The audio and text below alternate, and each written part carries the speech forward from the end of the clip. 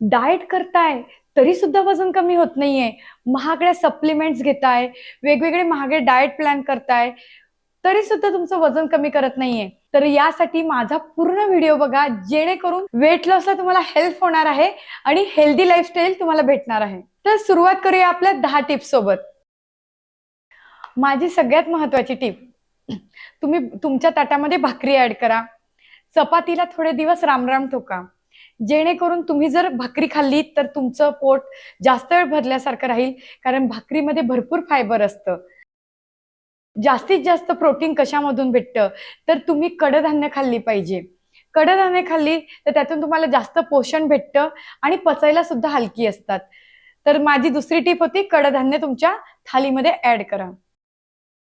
तिसरी टीप आहे, जेवणामध्ये तुम्ही बाउल भरून सलाद खा. तर सलाद काय खायचा, कांदा, टोमॅटो, गाजर, बीट यांना व्यवस्थित खिसून त्यामध्ये काळं मीठ आणि लिंबू टाका, जेणेकरून तुमचं पोट जास्त वेळ भरल्यासारखं होईल.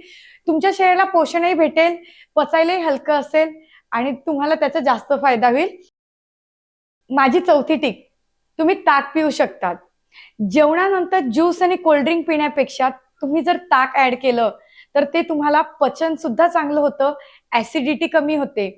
अजून काय करू शकतात, तर तुम्ही सोलकढी सुद्धा तुमच्या याच्यात ऍड करू शकतात.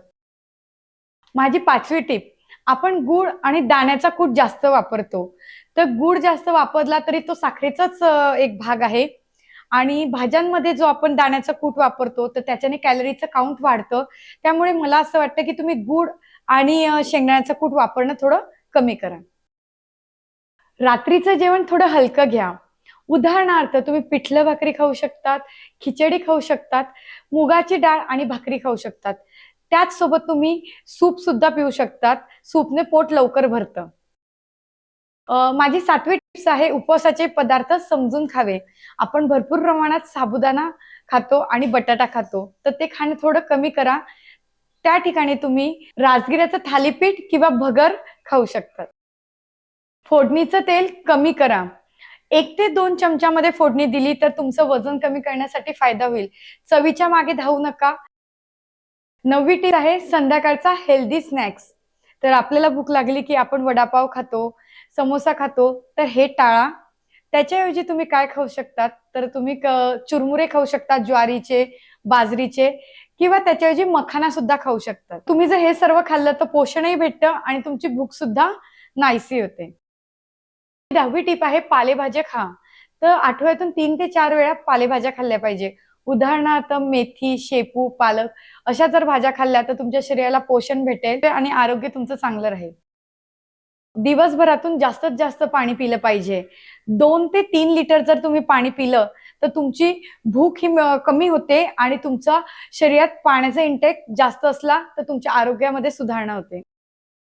साखर कमी करा. साखर जर कमी केली, जसं आपण चॉकलेट, मिठाई असे वेगवेगळ्या पदार्थांमध्ये साखर असते, तर ती जर कमी केली तर तुमच्या वजन कमी करण्याचा प्रवास हा वेगाने वाटचाल करू शकतो.